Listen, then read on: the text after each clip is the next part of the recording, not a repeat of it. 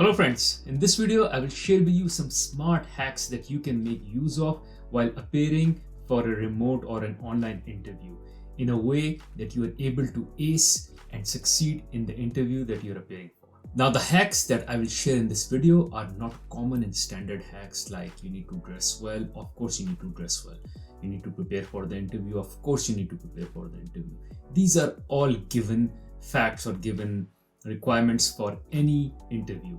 However, what I will talk about or what I will share with you in this video are special hacks that will really make a big difference, and not everyone thinks about them in that particular way.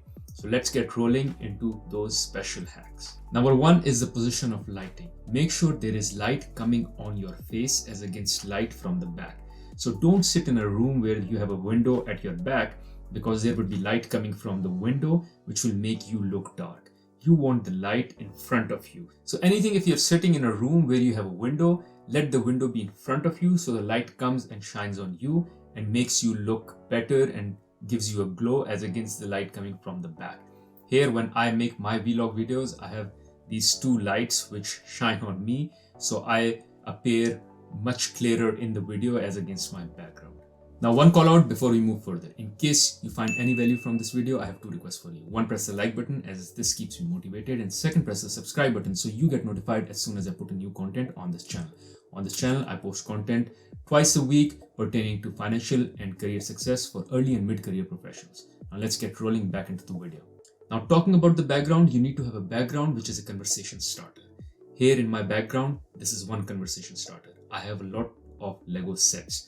It's also because I work for Lego, but I have these sets behind me. So every time a meeting starts or an interview starts and someone who's not met me before, they see my background, they suddenly talk about what is in my background. What do you have? Oh, you work for Lego. Oh, these are Lego sets. And then there is some conversation about Lego or the toys or how the kids play or when they used to play with Lego or their favorite Lego sets or something around Lego. This conversation usually takes 1 or 2 minutes, but I'm able to warm up, and so is the interviewer warmed up with me. We have some smiles, we have some nice jokes to share, some nice stories to share before we officially start the interview. This helps me relax, this helps me warm up, and this helps me build some kind of connection with the interviewer, and it makes the interview less formal, given I started the interview with an informal conversation with the interviewer. Now, other examples for you to set up your background is maybe to reflect your hobbies in the background. It could be a picture from your vacation in case you're into traveling. It could be a guitar in case you play guitar. Any other sports equipment in case, for instance, it could be a pair of skis or a racket or something which talks about you, your personality, and gives you an ability to start a conversation, because as soon as you show up on the screen, they look at your background and get intrigued and then ask you a question or talk about it, and there you go, you have your chance to strike that warm-up conversation with the interviewer. Now make sure you stay tuned till the end of this video, because the last hack that I will share in this video is one of the most special hacks and has earned me and a lot of people that I coach and mentor success with any interview they go into that is a remote interview. So make sure you stay tuned till the end. The next one is about doing away with distractions. One distraction is notifications showing up on your laptop or on your computer. Make sure you turn off all notifications so you don't get notified while you are engaged in a conversation with the interviewer and you suddenly see a message pop up, and then you can't help but read the message, and as soon as you read the message you get distracted. So make sure all notifications are off. Now one more distraction that does exist on a remote interview, which you may not find as a distraction to begin with, however, you will realize if you really think about it that you are looking in that area of the screen all the time. That is your own image. Make sure you turn off your own image. This happens to me a lot when I'm presenting or I'm in an interview. I would be looking at my own image, and then I would be calibrating how I am looking, how I'm speaking, how I'm coming across. And then that is something which starts to distract me, because instead of thinking about the presentation that I'm delivering, I start thinking about how I'm delivering it. How am I looking? Am I smiling enough? Am I using a lot of hand gestures or not?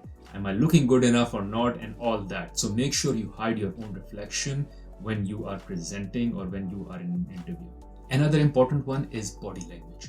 Given the interviewer is not able to see your entire body because you're not in person, make sure you make use of hand gestures.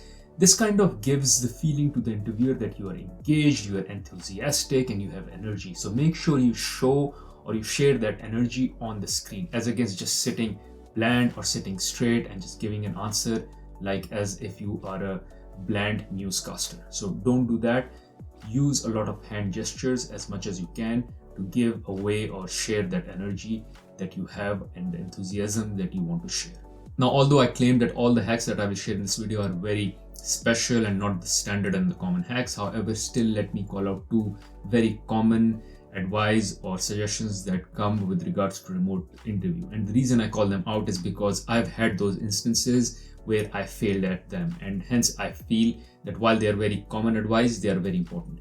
One is to make sure that your internet speed is strong wherever you are sitting and given the interview. And second is to make sure that you join your interview 5 minutes before. It has happened to me where there was this one company where I needed to present, and when I joined, I was expecting it to be a Teams or a Zoom call. Rather, it wasn't a Team or a Zoom call. I joined like 2 minutes before the call, and then I realized that it is on a very special website where I have to go register, put in my login, my password, and all other details, which kind of threw me off from the interview because I joined almost like 3 minutes late. The people were already there. And given I got a bit nervous because I was not familiar with this new interface, when I got into the call, I was kind of thrown off and was not very clear, and it took me some time to get back into my rhythm. So make sure you join the call 5 minutes in advance, because if there is a new interface that you're not familiar with, it helps you get familiar with the new interface. It doesn't matter, no one will judge you coming early in the call. Rather, they would be happy that you are enthusiastic about this role, that you are showing your desperation by coming early. So it's good to show desperation as against showing attitude that you don't care about the job. So coming early, if anything, would look good on your part. Now here comes the two most important hacks which will really take your interview to the next level. Number one is make sure you go with your notes in front of you. So anything that you think you want to talk about, put them on a piece of paper in form of bullet and put that piece of paper in front of you. Now, no one will see that you have a paper in front of you. However, you can refer to it. Now, how do you refer to it? Because there are people who are looking at you. If you look down, they will know that you're referring to some notes. Here's the trick. You pick up a pen, and when they ask you a question, you go like, let me structure my thoughts. And then you start writing or pretend that as if you're writing. And while you're scribbling, you can look at your notes and refer to your notes and pick up the right bullet or the right topic that you want to talk about, and then start talking about that topic. Or while they're asking the question, you can pretend as if you're taking notes from their question, and you can start writing as they are asking the question. So let's say they call out, I want to know about your leadership. Suddenly you know they want to know about your leadership. So you can start looking down with your pen and look for the bullet or the area where you've put details pertaining to leadership. Now the interviewer will continue to ask their question while you're looking for the information.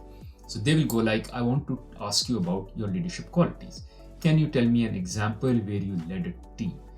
Now, all this while you had time to look down to find the right spot while pretending as if you were writing or taking notes from their question. And as soon as you find the details that are in front of you, those few bullets, then look at those few bullets and start talking those bullets. Now, since the interviewer already knows that you scribbled and you took some notes, it is okay for you after completing or after expanding on a particular bullet to look back down and then pick up the second bullet and talk about that, and third bullet within leadership and talk about that.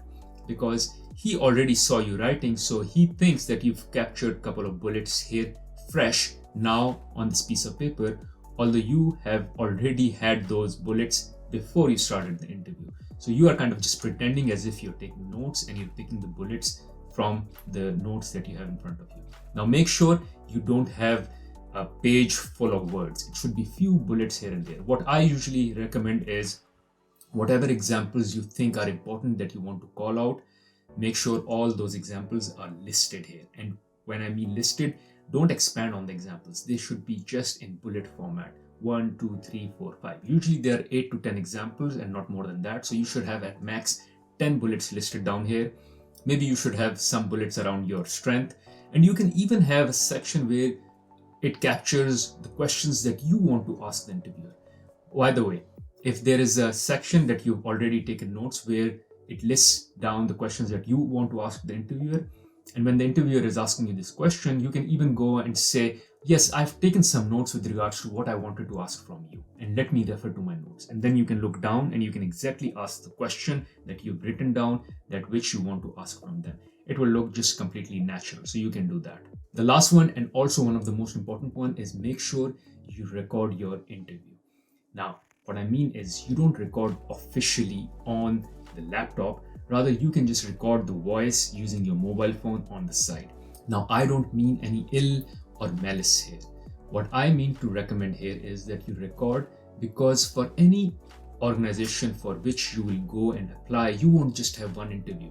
You will have like 2 or 3 or even 4 sets of interviews. So you want to make sure that whatever you said in the first interview, you can recall it very easily.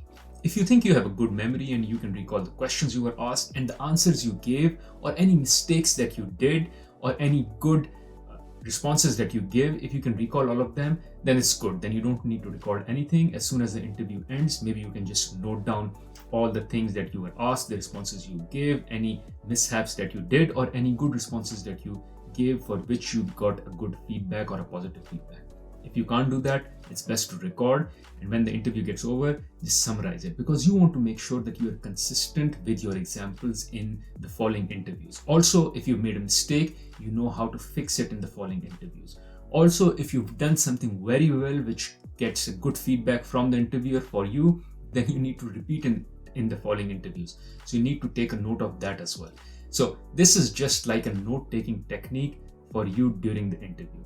Now understand, for some it might not be all morally correct to record the interview. However, I strongly believe it is just like as if you're taking notes. So either you can just tell the interviewer that as I present, I will also take notes, which is kind of not possible, because one, you are in the interview, you are presenting, and then you won't be able to write. You need someone else to take notes for you. Or maybe you can ask someone to sit down and just take notes for you.